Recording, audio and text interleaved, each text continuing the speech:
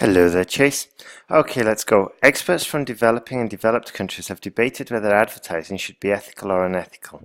Some people claim that unethical advertising can be acceptable simply because it is widespread nowadays. Well, I strongly disagree. Okay, so here we've set up a clause. While I strongly disagree, now we need to finish it. So while I strongly disagree, I accept there are some advantages, okay? Or even better, just delete the while, okay? Or we could even just said, while some people claim that unethical advertising can be acceptable simply because it is widespread, comma, I strongly disagree. Now it's grammatically perfect, and we don't really need nowadays, okay? The tense and the context. I mean, advertising is fairly recent. This essay will discuss this issue using examples from the WHO and Chinese authorities to demonstrate points and prove arguments. Good. There is ample evidence. Okay, it's plural noun. Always, we can't say evidences, so there is ample evidence. It's never are. There is ample evidence that unethical advertising has numerous detrimental effects on consumers and society. The central reason behind this is twofold. Firstly, cheating in advertising could mislead consumers to purchase some products unnecessarily or overstating the function. So here, the subject is could mislead consumers to purchase products unnecessary, and what is implied is could mislead consumers to overstate the function, because that's the subject we've got here. You see, this is the subject. So what we need to say is cheating in advertise cheating is misleading, is overstating the function.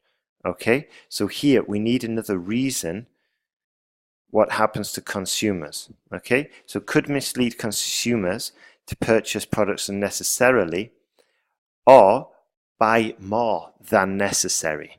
Okay, and now we're keeping it consistent with the subject. Secondly, a trust crisis could occur if too much unethical advertising appeared on every corner of TV programs. No, appeared on every program, on every TV is fine. Okay, go for the simple one at the moment, and it's clear. Here, we never say every corner of TV programs. Okay. Secondly, a trust crisis could occur if too much unethical advertising appeared on TV. Full stop. For example, empirical research, no article, by the World Health Organization demonstrated that the majority of interviews complained that weight loss control packages on TV cannot deliver identical results. Therefore, it is conclusively clear that unethical advertising should be combated by various stakeholders. Okay, good. Well, it's conclusively clear that unethical advertising can lead to detrimental results and dangerous crisis of confidence. Okay, because that's what you've just stated. So restate it and underline. Don't bring in a new argument. All right. Also, as a side note, World Health Organization, we should mention it, write it out full the first time we mention it, put brackets WHO, then the next time we mention it, we put WHO, and the reader knows that WHO refers to World Health Organization. Because if I didn't know what that meant, it causes reader strain, and it's also illogical. Yeah, write out the full version first, brackets WHO, and then you can use WHO freely. Furthermore, the common practice of immoral advertising should be boycotted in all walks of life. This is because advertising should be, modal verbs, based on a product itself rather than something non-existent. Okay, for instance, Chinese authorities have enacted strict laws to fight against unethical advertising in a bid to create a relatively fair environment for consumers. Right, your example should be about a product or an advert that promotes something that's non-existent. So when I read this, I was like, he's talking about Coca-Cola, which is the product, but Coca-Cola always sells this American lifestyle, this dream lifestyle that's not very tangible, that's not non-existent. And this is what your example should have demonstrated. But your example talks about regulations, and it doesn't really correlate to this. So be careful, all right? And remember the structure, we say, therefore, it is clear, like we have done here.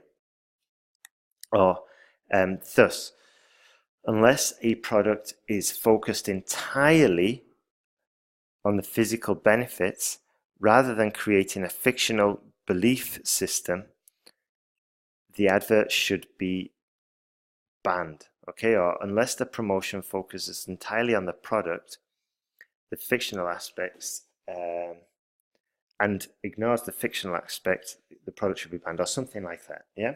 From the arguments and examples given, I strongly believe that unethical advertising is harmful in modern life with a far right. Okay, it's harmful in modern life with a far-reaching effect. Good. It is predicted that ethical advertising will grow in importance. Fine. That's okay for now. All right, so we need to make sure we're following the structure, okay? But this is a really good essay, and your arguments are solid. We just need to tie in, just need to make certain parts a little bit more cohesive. This is a good example where we can improve the cohesiveness, okay? Also, if you're worried about time, yeah, take more time. First, we'll work on the accuracy, getting the skill, and once we've got the skill, then we can start compressing it, okay? So be easier on yourself. Maybe give yourself 50 or 60 minutes for your task 2 and 20 or 30 minutes for your task 1. Later, we can work on compressing this time sort of like scale, and we can even get more essay corrections as well, okay? So let's have a look. Essay 4. The chart compares the monthly chip sales for two major IT companies, namely IT and AMD, in 2017. Good. As is evident, so we've got redundancy here. We just need as is showed or as is evident, but both are not necessary, one or the other. So as is showed, Intel registered a steady increase in sales in the first quarter before the number fell dramatically in April. Good. The sales reached a peak in June, whereas the following month hit the lowest. This is really good, but I would recommend you put some numbers in, at least in the very first sentence, so I know what kind of scale we're dealing with, because we can't say sales went up, then they went down. I need a little bit more information, okay? And a good task 1 strikes a balance between listing all the numbers, which is crazy, and writing like this, which is too vague. We need a balance in between. So I would say slightly more numbers here, okay? So register a steady increase in sales in the first quarter, reaching a peak of 200,000, before the number fell dramatically in April at 50,000, okay, or something like that. But especially if we've got peaks and lowest points, definitely we should put the numbers in, okay, because these are very important data points. From August to October, there was a slight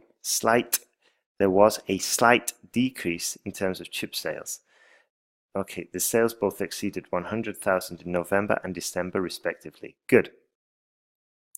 Regarding AMD, be careful there, sales rocketed from January to February, reaching around 120,000. Good. For each month or in total, what? Or just for February? Then the following 3 months witnessed a plunge, with sales touching 50,000 for each month respectively, or whatever. Despite the number of sales did not available in June, that's incorrect. It needs to be rewritten.